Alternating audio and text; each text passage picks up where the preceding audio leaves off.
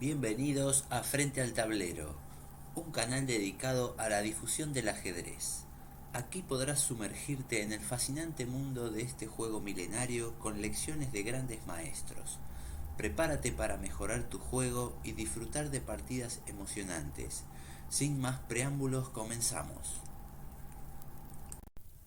Tratado General de Ajedrez de Roberto Grau, tomo 3, Conformación de peones, primera parte, Configuración de peones, capítulo 11, Las compensaciones de los peones centrales doblados.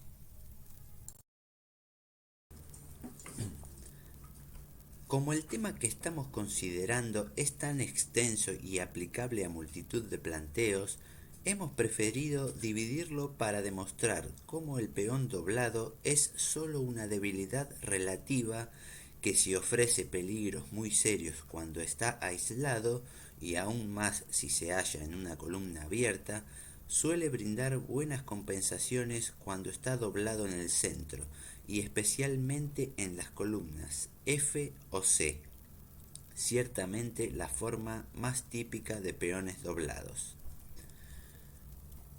En realidad, las configuraciones que estamos considerando son las siguientes: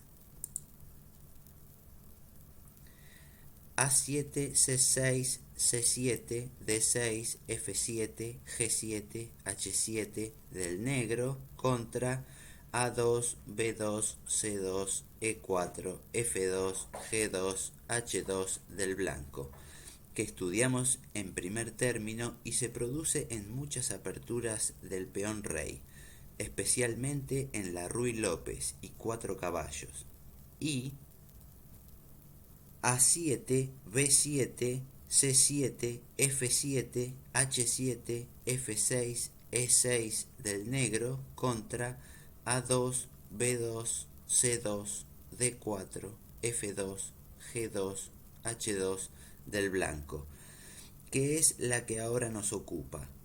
Esta posición suele originarse en la defensa francesa con alguna variante C6 en lugar de C7 en la defensa Caro-Kann y con alguna otra modificación que no altera la estrategia del tema. En el gambito de dama, asimismo, suele producirse con los colores cambiados en otras aperturas que ya hemos señalado. Ahora estudiaremos el tema a través del ejemplo típico y valioso que nos suministra una partida que, en el torneo de Ostende de 1907, realizaron el maestro Nimzowitsch y el doctor Perlis, y que fue así.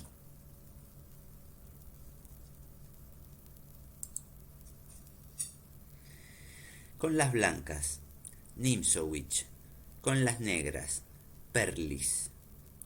E4, E6, D4, D5, caballo C3, caballo F6, alfil G5, D por E4, caballo por E4, alfil E7, alfil por F6, G por F6. Las negras lucharán con cierta desventaja en espacio y con un peón doblado, pero en cambio tienen dos alfiles y dominan su casilla E5, lo que significa una compensación apreciable. Además, disponen de una columna abierta, la de G, que da un tema estratégico al segundo jugador. En este tipo de posiciones debe coordinarse la acción de la torre rey y del alfil dama con b6 y alfil b7 sobre el cuadro g2, verdadero punto de coincidencia de las piezas agresoras. Esta presión compensará la desventaja que significa el mayor dominio de espacio del tablero que tienen las blancas.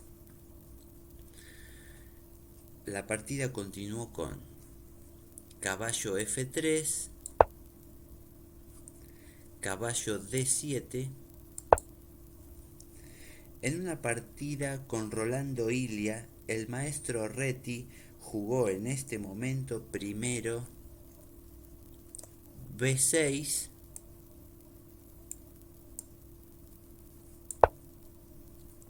y luego de alfil d3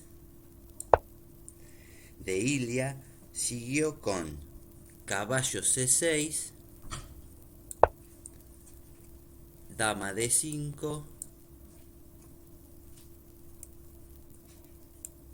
alfil b7 y enroque largo, con excelente posición. Pero esto solo es posible si las blancas juegan alfil d3, ya que parece mejor primero, en lugar de alfil d3, alfil b5, jaque, para seguir si c6, veamos, si c6, con alfil d3. Pero aún en este caso nos parece buena la idea de Reti, ya que si bien las blancas pueden forzar la jugada c6, lo harán a costa de un tiempo valioso en el desarrollo del alfil blanco. Por otra parte, en casi todas las demás variantes es necesario ese avance para darle la casilla c7 a la dama negra.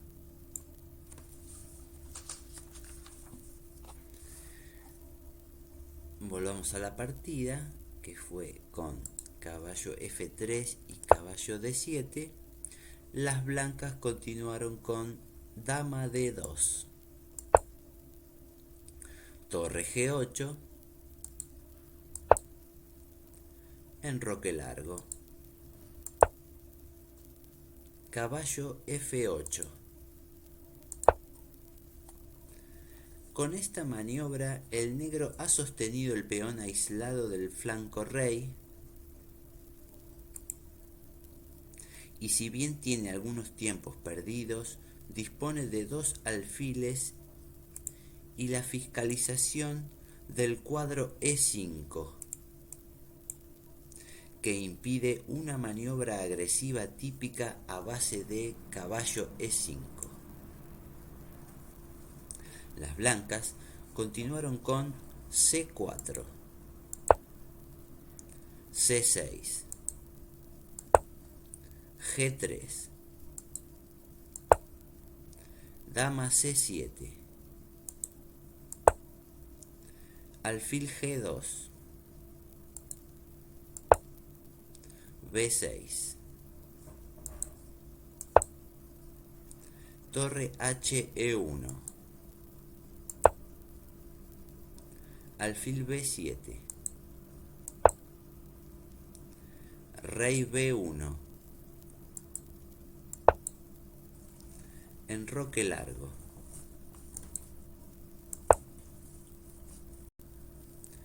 Las negras han completado su desarrollo y tienen una posición de sólidos recursos defensivos. No existe en su contextura estratégica ningún hueco para la intromisión de piezas adversarias. El único que puede señalarse es la casilla h6, pero la dama que allí podría situarse no ejercerá mayor influencia, porque ni siquiera podría capturar el peón de f6 con el caballo por la réplica torre G6. Las blancas mantienen su ventaja en espacio, pero no pueden colocar ninguna pieza en la quinta línea por la excelente acción defensiva de los peones negros que toman, a excepción de H5,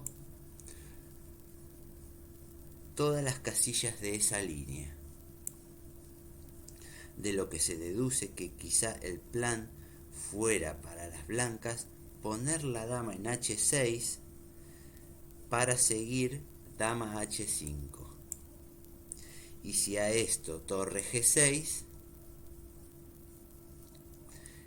caballo H4. Pero la verdad es que no resulta agradable retirar la dama de la zona central ante una perspectiva en realidad incierta. El blanco continuó con caballo C3, rey B8, dama E3.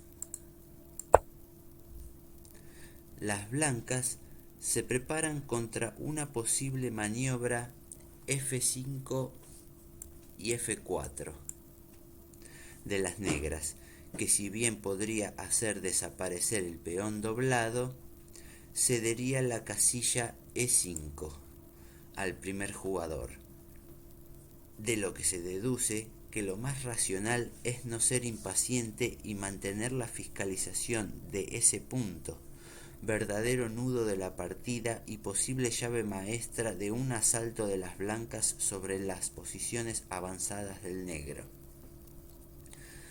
El negro continuó con caballo G6,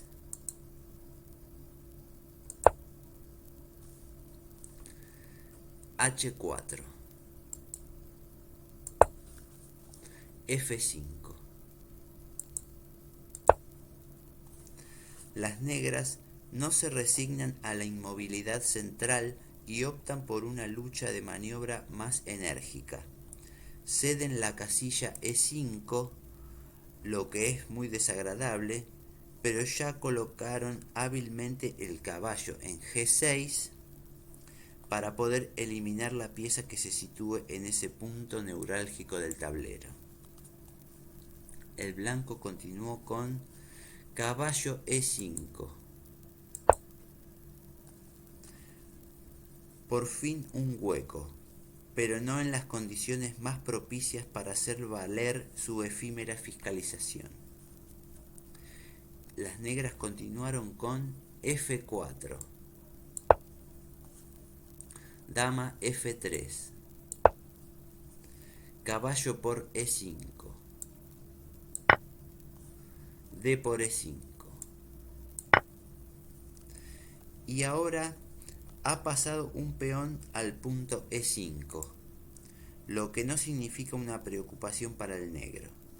La partida se simplifica y se produce una posición equilibrada, pero, en nuestra opinión, levemente ventajosa para las negras por la acción de sus dos alfiles. Las negras continuaron con F por G3, F por G3, alfil B4, A3, alfil por C3, dama por C3, C5, alfil por B7, dama por B7. La lucha se ha simplificado y la situación es relativamente equilibrada. No obstante, el peón central de las blancas, E5, es un problema estratégico serio, pues su sostén no es cómodo. Pero Ninšović halla la manera de resolverlo mediante jugadas enérgicas antes de que las negras, por medio de dama G2, pueda hacer valer el dominio de la gran diagonal. el blanco continuó con torre D6, torre por D6, si dama G2, seguiría torre E D1, y no sería bueno torre por D6 por E por D6, seguido de si torre por G3, de D7. Buena jugada. Entonces, luego de torre por D6, el blanco continuó con E por D6, torre D8, torre D1, dama E4 jaque, rey A2, torre D7. Y la partida se declaró tablas 2 jugadas más tarde. Hay todavía lucha, pero lo más probable es ese resultado, por eventuales jaques perpetuos y porque la situación defectuosa de los peones negros del ala rey, el H y el F, males del planteo que se perpetúan en toda la lucha, compensa posibles dificultades del peón de D6. Si las negras llevaran el rey a C6 para agredir al peón avanzado, podría seguir dama B3 y más tarde dama A4 jaque, lo que prácticamente evitaría la entrada del rey sobre el peón avanzado. Pero esto no nos interesa mayormente, ya que lo que debemos considerar es la partida en su faz estratégica y sacar conclusiones sobre la forma de actuar cuando se juega con el peón F doblado y contra el mismo peón F en esa situación. Sabemos que hay una posición de latentes recursos defensivos y que la llave de la resistencia de las negras y aún de sus posibilidades en un final surge de la habilidad para mantener el peón de F6 sin avanzar, para no ceder la casilla típica de todos los planteos en que juega un peón blanco en D4 contra un peón negro en E6, el cuadro E5. En este caso custodiado por el peón doblado, y que la violación de este principio es peligrosa. Nos lo demostrará la partida Yates-Holland. Tema vital de muchos planteos. Pondremos punto final al estudio de las conformaciones de peones que se distinguen por la existencia de 2 de ellos doblados en la columna F. El tema, como ya hemos dicho, tiene especial importancia para el cabal conocimiento de la idea medular de una serie de planteos en los cuales el adversario cambia el alfil dama por el caballo rey en la columna F y obliga a adoptar esa conformación de peones. La mayor ventaja que surge de la situación que nos ocupa, aparte de las desventajas que ya hemos hecho notar, es que se custodia poderosamente la casilla E5 o E4. Sucede así que, mientras el rival no puede colocarse con una pieza en ese sector, la situación de quien tiene el peón doblado no ofrece riesgos serios. Pero cuando se ve obligado a jugar F5 o F4 y cede el valioso punto E5 o E4, las cosas cambian de aspecto y pueden adquirir graves contornos, especialmente si se lleva un caballo que no pueda ser desalojado sino mediante el avance del otro peón F, que debilita el aislado bloque central de peones. La partida Yates-Holland. Ahora que no siempre la cesión de esta casilla es decididamente inferior. Abundan las posiciones en que el adversario no puede entrometer en ese punto una pieza sin verse obligado a aceptar el cambio de la misma y colocar luego en E4 o E5 un peón propio, lo que mejora seriamente la posición del peón doblado, como vimos en la partida Nimzowitsch-Perlis. Pero por lo general, esto es la base de la lucha estratégica con el peón doblado. Ahora observaremos de qué manera Yates pudo sacar provecho de esa situación frente al Dr. Holland. La partida fue así.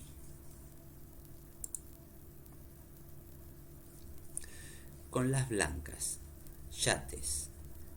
Con las negras, Holland.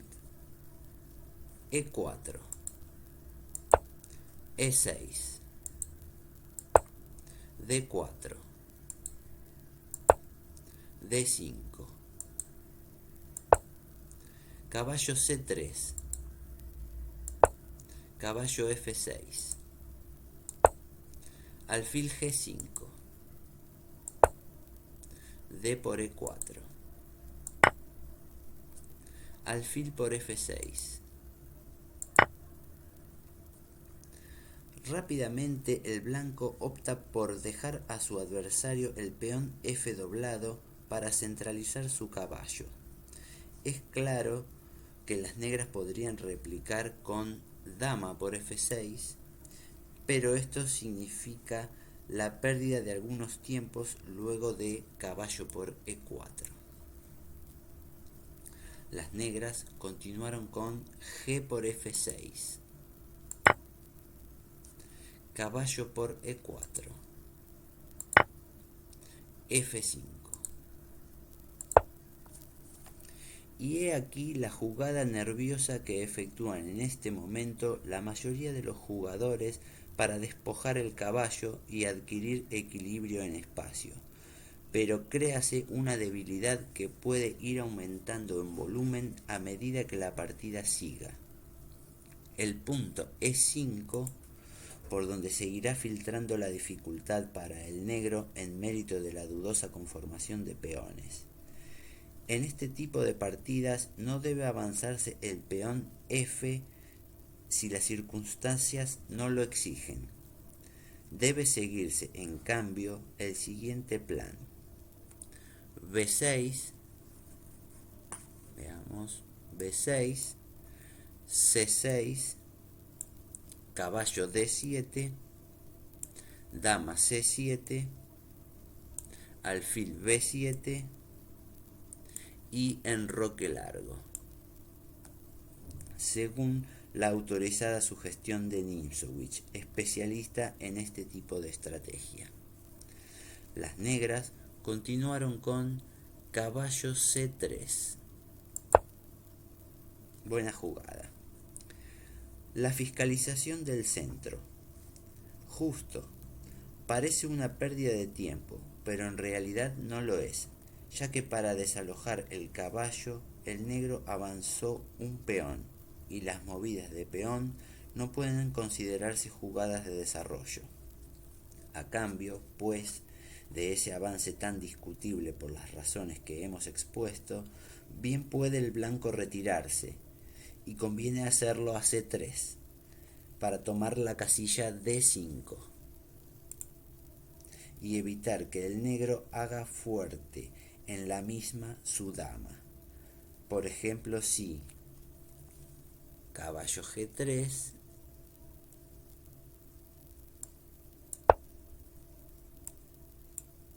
la dama podría situarse en D5. Podría seguir este otro tipo de maniobra también interesante.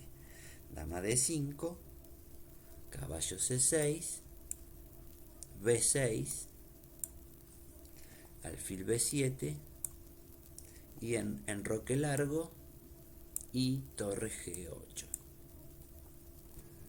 Las negras continuaron con alfil G7.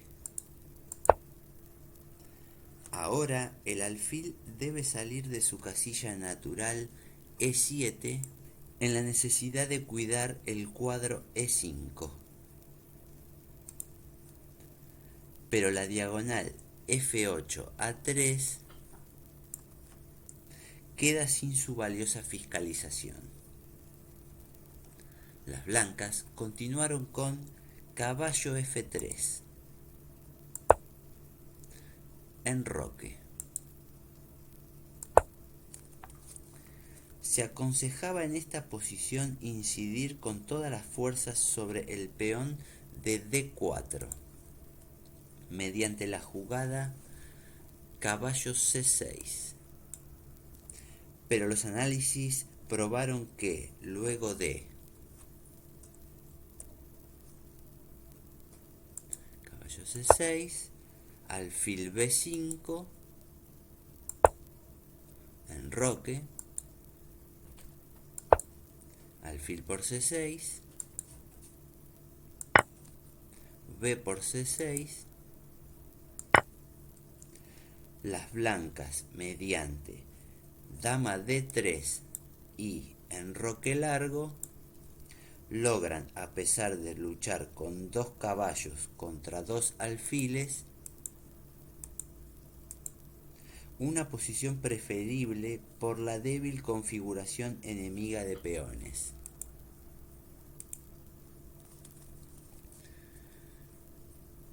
Volviendo a la partida, luego de enroque corto, las blancas continuaron con alfil C4. De acuerdo con el concepto estratégico de la partida, un jugador más punzante en sus ideas, como Ninzowitsch, habría jugado dama D2, seguido de enroque largo, para atacar más tarde el enroque adversario. El negro continuó con B6. Era mejor caballo C6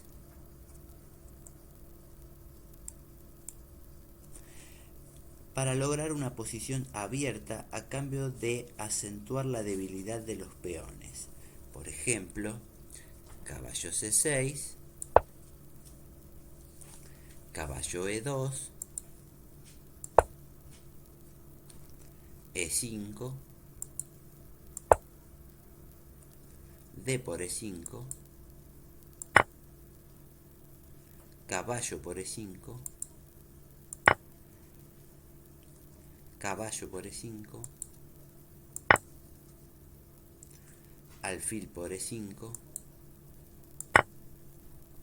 C3, alfil E6. Y las negras tienen, a pesar de sus malos peones del ala rey, una partida excelente por la ventaja en espacio, la movilidad de sus alfiles y la falta de enroque adversario. Como se ve, este es un caso en que hay que romper con la rutina, aislarse totalmente los peones doblados para evitar que el adversario, amparado en la inercia que suele provocar en la vida y en la guerra también, el respeto excesivo por los dogmas, logre adquirir una posición de irresistible iniciativa. Volviendo a la partida, luego de B6, el blanco continuó con dama D3, alfil B7, enroque largo, caballo D7, torre H E1, dama F6, rey B1, torre F D8. El tema E5 en primer término. Es interesante observar que a través de toda la partida los dos adversarios luchan sin perder de vista el objetivo central, el cuadro E5. Las negras lo fiscalizan con 3 piezas, caballo, dama y alfil, y además inciden sobre el peón de D4 para hacerlo inútil en su gestión de sostén de la pieza que pretenda colocarse en E5. Las negras no quisieron quebrar la lucha y anticiparse a la presión sobre ese punto mediante la atrevida maniobra que sugerimos en el comentario anterior, y ahora deben concretarse al sostén del sector amenazado. Las blancas continuaron con dama E3, siempre sobre el punto E5. Las negras siguieron C5 para hacer desaparecer el peón de D4, que es la llave maestra de la presión sobre el punto E5. Ninzowitsch, al comentar esta partida, sostiene la necesidad de mantener el statu quo central mediante C6.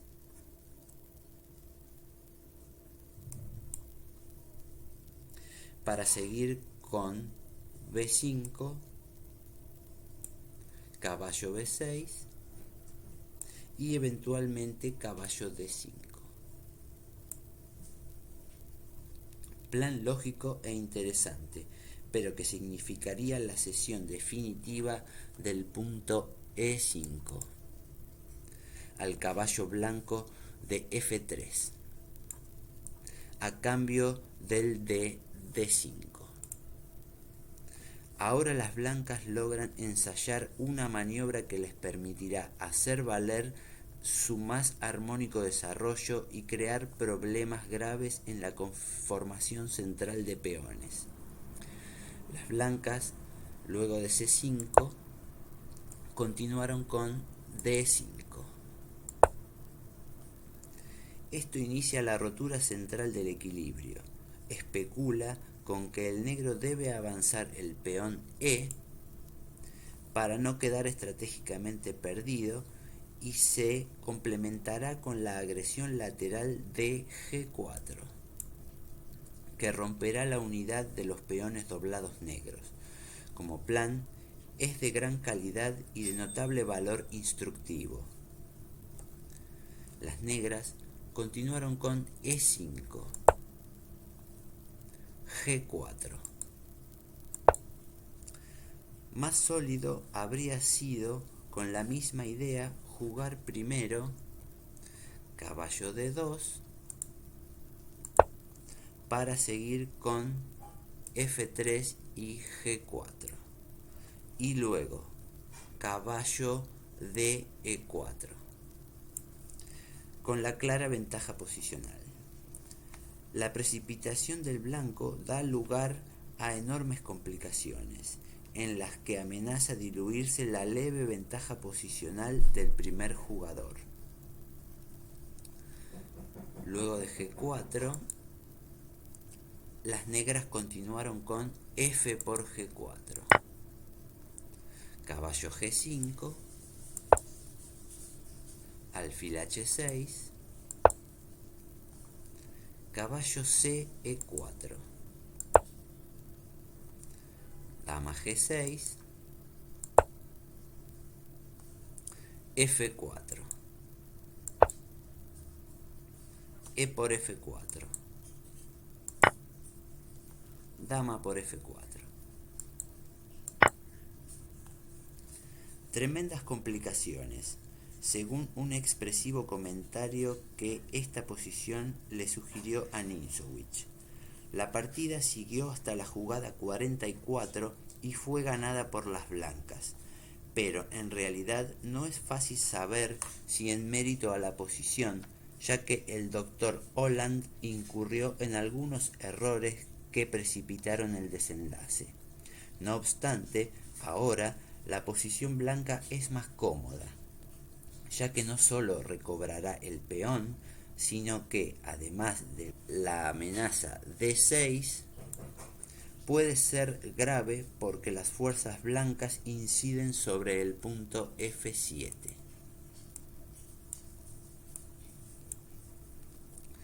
Como se observa a través de lo que hemos visto, la lucha que se produce alrededor del peón doblado en la columna F es incierta y difícil, y está lejos de haberse probado que el peón doblado es una falla estratégica seria.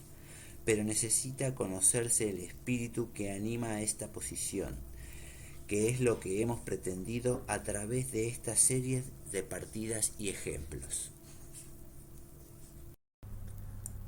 Espero que hayas disfrutado de la clase y nos dejes los comentarios y las sugerencias que quieras. Si te gustó el video, no olvides ponerle me gusta y compartirlo con aquellos que también quieran aprender este hermoso arte.